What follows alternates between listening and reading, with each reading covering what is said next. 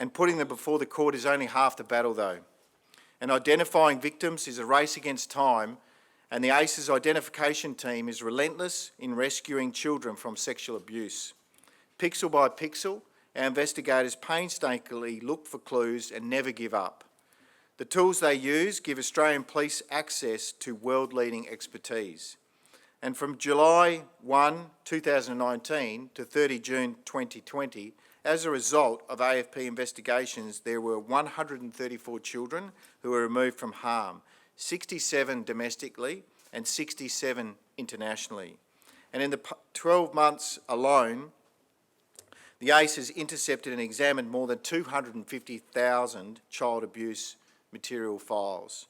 And of these, 44 referrals were made to ACE's victim identification team, making up more than 4,000 images and 2,200 videos.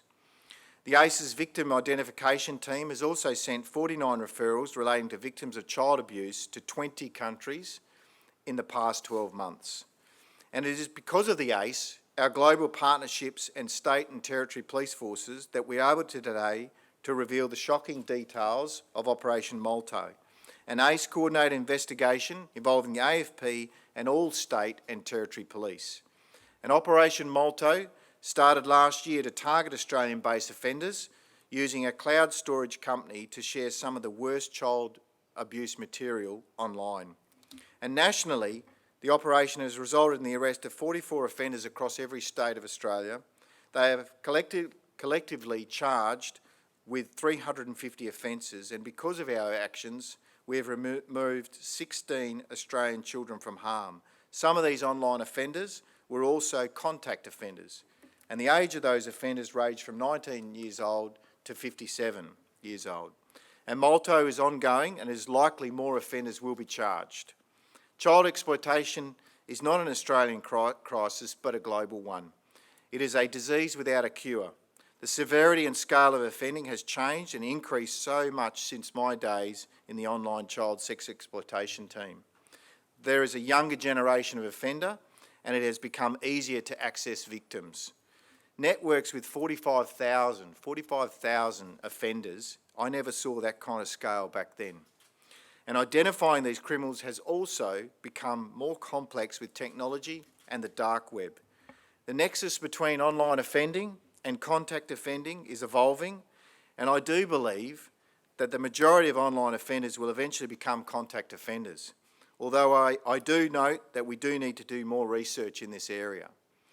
Combating child exploitation is one of our 5 key priorities. No one will ever be discouraged by me or any of our team from joining child exploitation investigations. With your support and hard work, the ACE will become a global leader in its field because we have to save more children.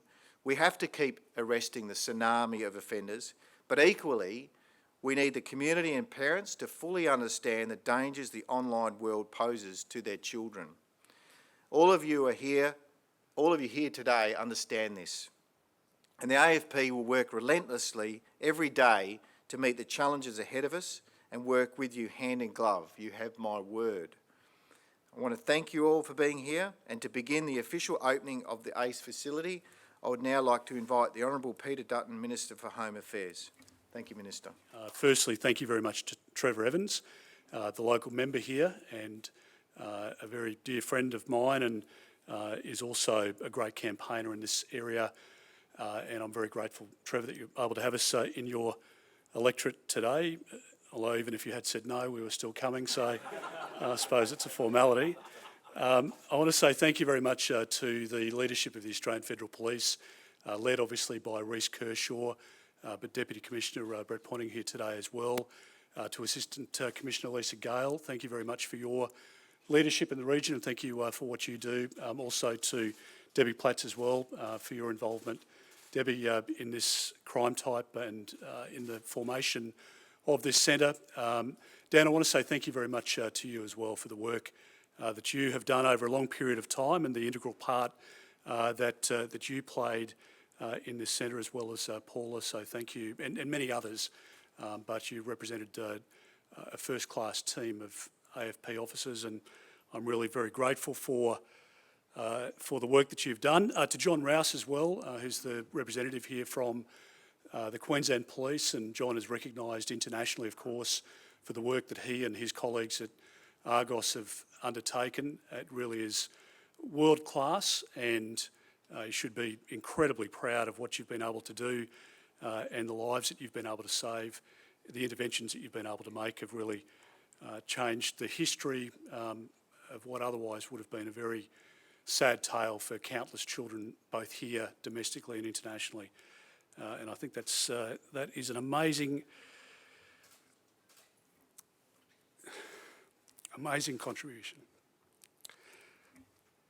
Now, I haven't even got to the Markhams or to Sonia yet, so I want to say thank you very much to a number of people who are here today, but there are 3 people here and others in the audience, including one of our guest speakers today, Kelly Humphries, who have, in a way, a unique perspective to bring to this debate, but they have a compelling story and argument for us to make sure that we do all that we can to make sure that we can provide, safety to children. I don't think any Australian would argue with the fact that there is a massive obligation on us to do more as a country, to work with our international partners, to make sure that we can provide support for children online, because we know that technology is both, ironically, our greatest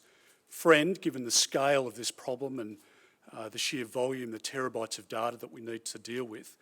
But it is also our greatest enemy. And when you look at the work of the Carly Ryan Foundation or the Markham Foundation, Braveheart's Act for Kids, our partners with Crime Stoppers, the work that we do with Border Force, with AUSTRAC, with others, it really makes the centre here internationally first class, and I think that's what we should be most proud of today.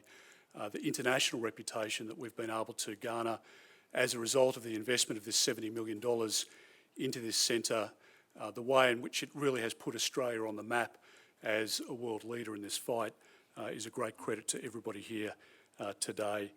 I do want to say a couple of pointed remarks today, and I think it's a very important part of this discussion.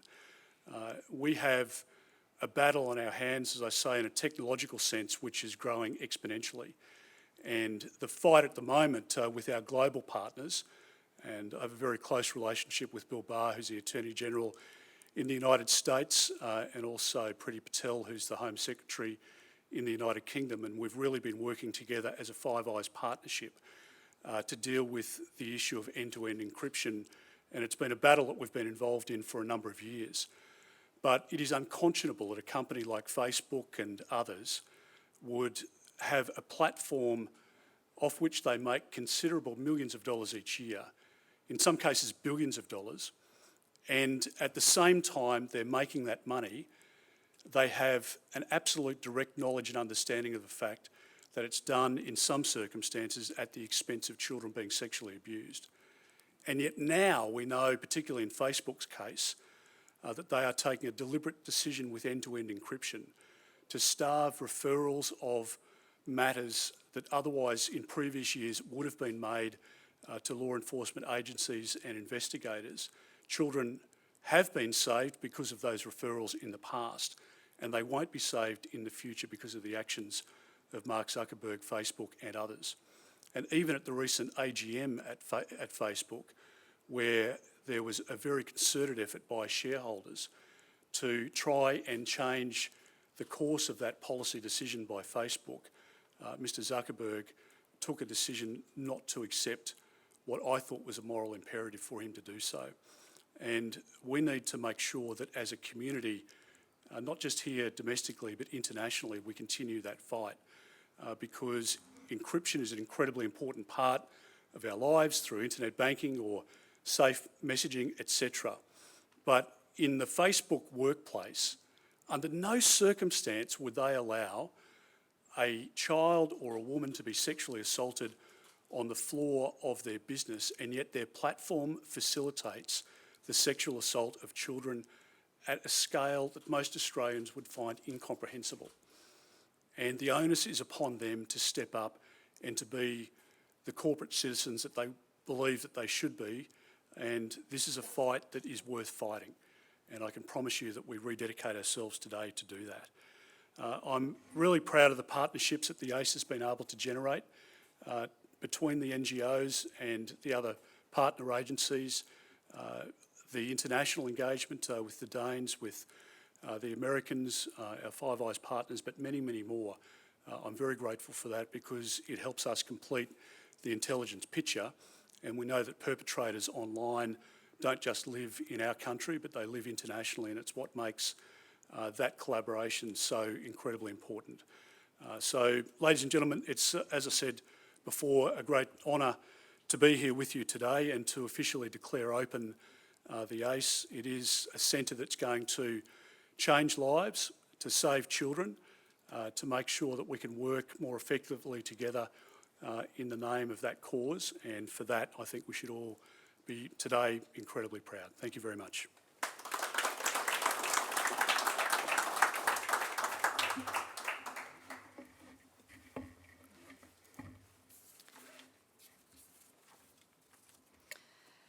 I would now like to invite yourself, Minister, and the AFP Commissioner to officially unveil the building plaque.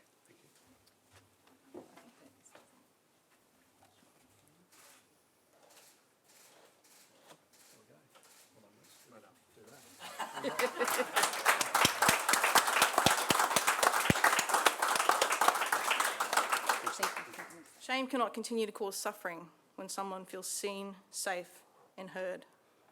Honourable Peter Dutton, Commissioner Kershaw, special guests, ladies and gentlemen. I'm so completely honoured to stand here before you today and be present among such passionate and committed advocates, cycle breakers and warriors. My name is Kelly Humphries and I'm an author, speaker and survivor of child sexual abuse. Like ACE, it is my mission to disrupt the prevalence of child sexual abuse through sharing my story, educating, encouraging, reporting and speaking up, just to name a few. But I couldn't always speak. In fact, I learned only recently that when the body is stressed, the hormone cortisol floods the language centre of the brain and renders us incapable of speaking our truth. My story started when I was 8 and my uncle decided he would like to teach me what it was like to love. He was still teaching me that love when I was 15. And had I known that those sweaty palms and those panicking thoughts and those butterflies were not just warning signs, I would have found my voice, but I didn't. And that night he came into my room and he continued to sexually abuse me. I don't have to tell you how disgusting I felt or the internal battles that a survivor feels. I'm sure I don't need to tell you how shame is perpetuated by the offender or how they isolate and control you to make you believe that they are the only safe person. But I will say this, at 12, my mother asked me, "Has your uncle ever touched you?" Well, that longing that I felt for so long to speak up was so strong, but the fear was stronger, and I said no. And I ran into the garden, I contemplated my life, and I wanted to die. My parents are amazing, but because of that fear, I continued to hold my silence until I was 19. And I had a sister who was 10 years younger than me, and I had repeated nightmares that he was coming for her, that he was going to have her. So I had to speak up. When the time came to tell my parents what had happened, I was filled with a crippling fear. My mother said, "Kel, I never wanted this to happen to you," she said, "because it happened to me too, and I've never told anyone." For as long as I could remember, I felt like I was the only one. I felt no person would understand the depths of shame and grief that I felt. And whilst I've had to work pretty hard for this, it's lucky I'm a renovation expert, and the old Aussie adage of fixing it with a bit of duct tape reigns very true. So I've done significant work to stand here before you. But what I've learnt is this: I was never alone. Shame exists because we, all of us, refuse to think and talk about the things that are tough. It festers and rots. It is part of my mission to change that, even though it is still the thing that I struggle with the most. You should see me when I'm asked to go to the boss's office. In speaking up, my mother, who was silenced for 30 years, was finally able to share her truth. Now, with the love and support of my family, my growing army of support, I've been able to publish my book, speak online, talk very loudly and strongly about my story, and somehow in all of this opened avenues of hope. I advocate for early intervention, whether it be in the online space, body safety and prevention, recognising the signs or taking disclosures. Because when I was 12, I didn't know that stuff. And I had that chance to speak, but it was already too late. I was already trapped in a cycle. It is also why in 2008 I joined the Queensland Police Service and now have over 12 years in law enforcement experience. The compassionate and diligent work of those detectives when I made my disclosure solidified my need to stand in the gap. Now, as an author, speaker and survivor, and sharing my truth through my posts, my book, my online talk shows, survivors from all over the world share their stories with me. They make disclosures, and they're broken. They're broken by systems, processes, trauma, shame, grief, and self-loathing. The incredible collaborative work of ACE and their stakeholders working together is a huge step forward in disrupting the insidious nature of child sexual abuse. Furthermore, when we create safe spaces, trusted spaces, and work together to cultivate effective trauma-informed reporting systems and practices for survivors, we reduce the shame and stigma of reporting for victims and even bystanders, might I add, for child sexual abuse and exploitation. While I never thought for 1 second that my parents would understand what I was going through, I have learned one thing, and that is love is enough. It is all you need, and when you're vulnerable, you give others the chance to find themselves in your story.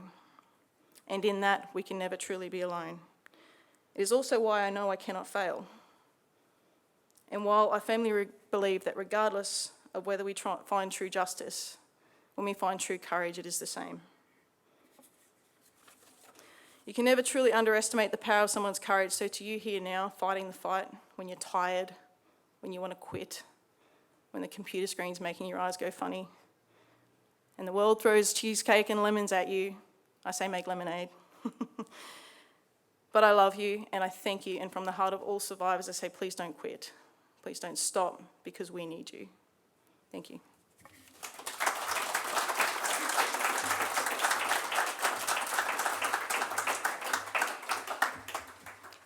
Thank you, Kelly, for sharing your personal journey with us today. Thank you. Okay, I would now like to welcome Bruce and Denise Markham to the stage. Their tireless efforts in supporting young victims of crime is truly admirable, and we are eternally grateful for your ongoing partnership with the ACE.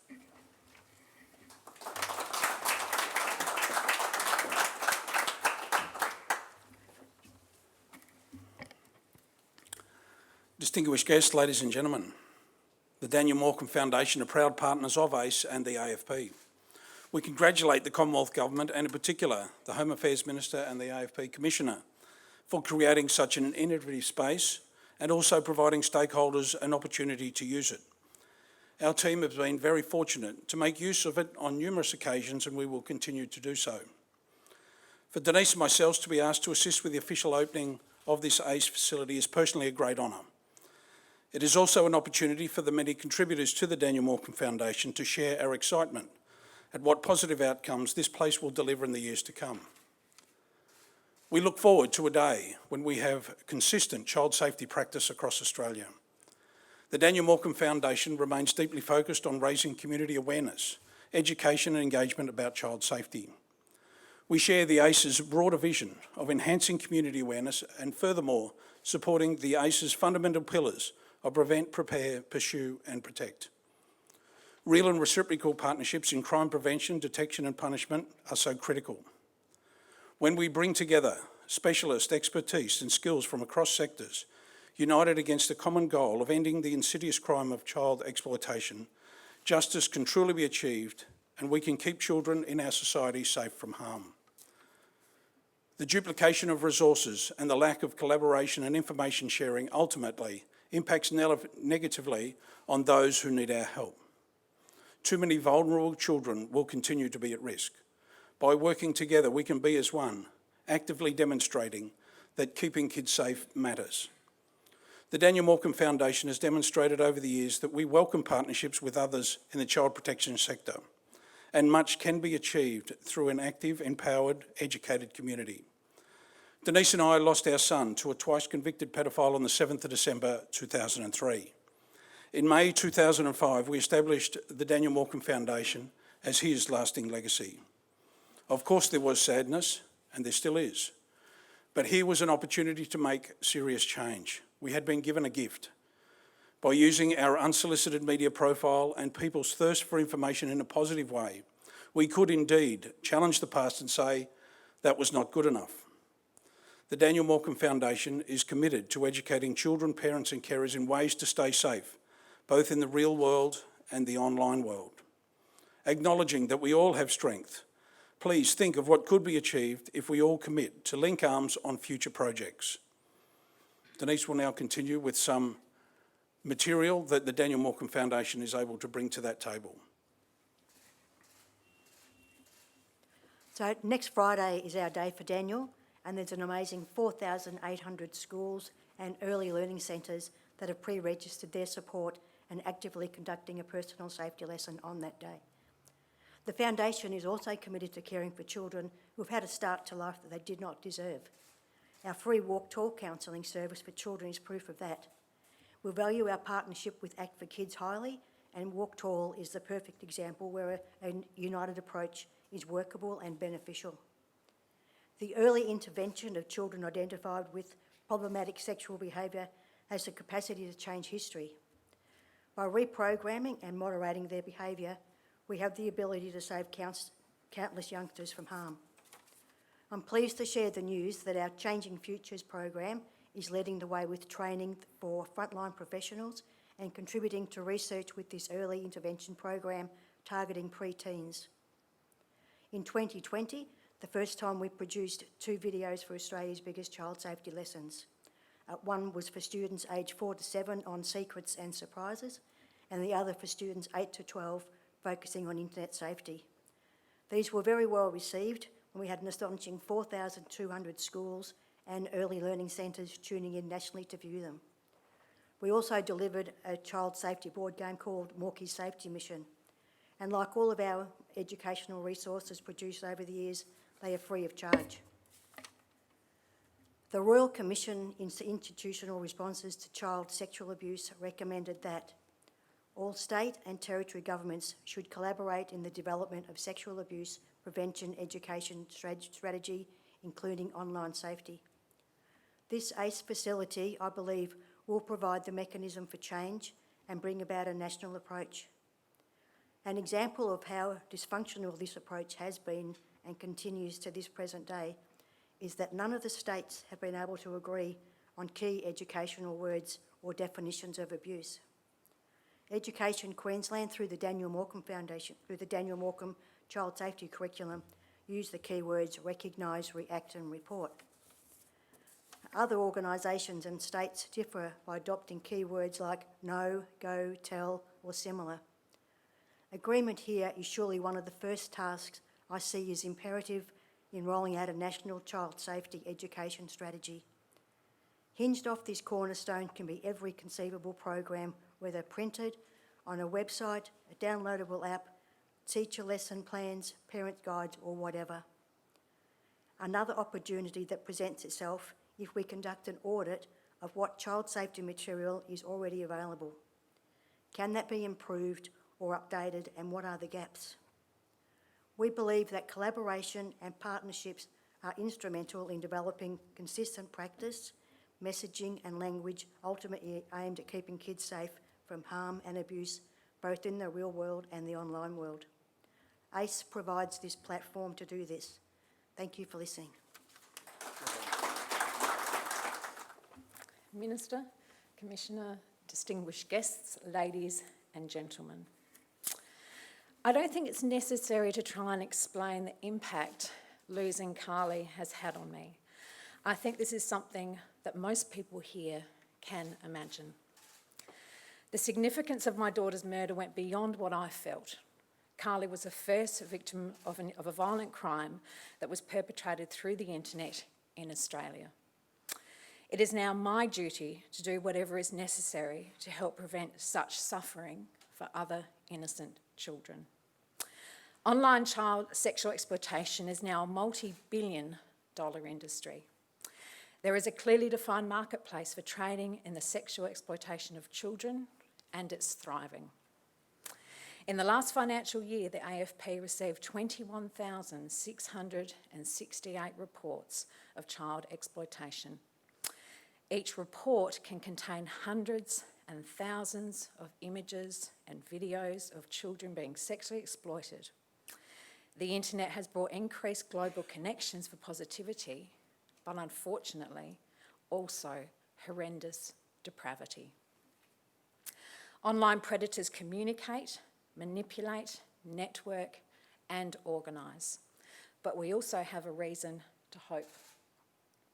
For me, the federal government's commitment to funding the ACE and seeing it come to fruition around the time Carly's Law was passed gives me hope. Beyond knowing I'm doing this work for Carly and her legacy, there is one other true constant I'm reassured by: the dedication and determination of the police officers here at ACE.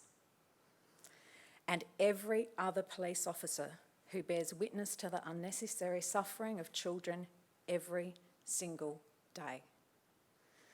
I am in awe of the hours they spend investigating the crimes we wish never existed. When Carly's Law was introduced into the federal parliament, a quilt was made from my daughter's clothing and it was unveiled. The quilt was lovingly crafted by the South Australian Quilters Guild and hung proudly in Canberra for all to see. A reminder of my daughter's life, but also to honour her legacy, the Carly Ryan Foundation. The central heart represents the love connection between myself and my daughter. The surrounding hearts of the quilt represent how our love has spread into the world of child protection. The quote, "Love is the most powerful force in the universe." And truly, I can honestly say, hand on heart, that is what drives the work of the Carly Ryan Foundation, the pure power of love. I hope that when the police officers here step through those doors and see Carly's quilt, their resolve is fortified, their hearts are strengthened, and the love that is sewn into the very fabric of this quilt sustains them in their work. Thank you once again for giving this symbol of Carly's life and the love I have for her a home. Minister, I believe it is exactly where it needs to be. Thank you.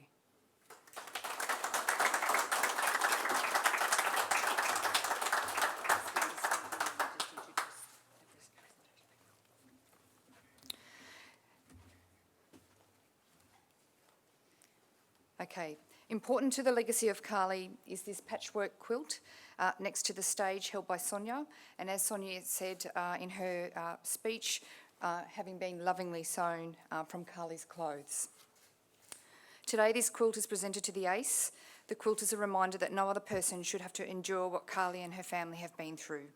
I would like the AFP Commissioner, invite the AFP Commissioner to the stage to accept the quilt on behalf of the ACE.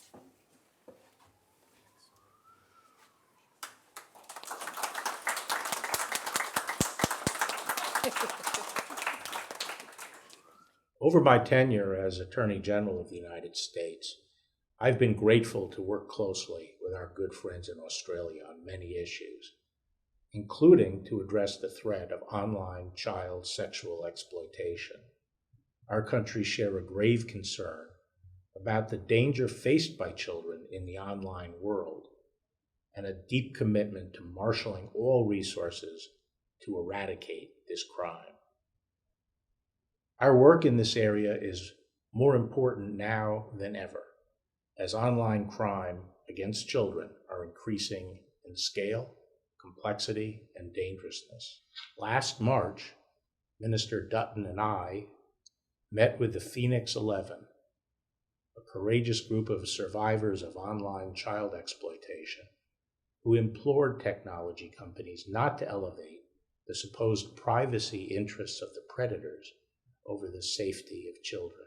It is so inspiring to join with you for the launch of the Australian Centre to Counter Child Exploitation. I commend the Australian government for its vision and commitment, and thank the Australian Federal Police for its leadership. The Centre is notable because of the scope of its mission, which includes prevention, interdiction, identification, and ongoing protection of the victims. That last element is particularly important. As we learned from the Phoenix 11, online child sex offenders can continue to hunt and harass victims long after they are rescued from their abusers. The work of protecting these victims never ends. The Centre also serves as a model of collaboration within the public and private sectors and civil society. This includes researchers, academia, and practitioners and specialists in numerous fields, from law enforcement to education to technology and more. The scourge of online child sexual exploitation cannot be solved by any one person or sector of society. The launch of this center is a significant step forward. Congratulations on this great achievement. I look forward to our nation's continued collaboration on the protection of children. Congratulations on the launch of this hugely important centre. Australia and the United Kingdom are proud global allies in our shared mission to protect our children. We know that online child sexual exploitation and abuse has no respect for international boundaries. And we share a duty to protect those who are the most vulnerable from the wicked predators who can lurk online. Our nations stand firmly together with the victims of this appalling crime, and we stand firmly together against the vile criminals who seek to exploit them. We have a proud history of working together against this abhorrent abuse and in galvanising global action. In March this year, along with the other 5 country governments, we launched the voluntary principles to counter online child sexual exploitation and abuse. And we recently issued a joint statement with the other international partners to urge the technology companies to consider the risks of end-to-end encryption and to put children's safety first. The Australian Centre to Counter Child Exploitation will be a vital new tool in our global mission to do even more. It will boost the law enforcement response to these appalling crimes, to protect victims, and help ensure justice is served. Nothing can be more important than keeping our children safe. I commend the opening of this new centre and look forward to seeing its important work. It's an honour to join you today for this important milestone in the protection of children from harm and exploitation. I would like to thank the Minister, Peter Dutton, and all the team at the Australia Centre to Counter Child Exploitation. Whilst these proceedings were delayed due to the COVID-19 pandemic, the vital work of the Centre has continued at warp speed. And there has never been a more urgent moment in the fight to end this heinous crime. With so much of life taking place virtually, abuse and online exploitation of children has exploded. Figures published by the U.S. National Center for Missing and Exploited Children registered a 106% increase in reports of suspected child sexual exploitation online, and that happened just in the first 3 months of the pandemic. Australia's leadership in the fight to eradicate online child exploitation is long-standing, and the establishment of the Australia Centre to Counter Child Exploitation embodies this country's enduring commitment to the protection of children from harm, while serving as a model for governments around the world to follow.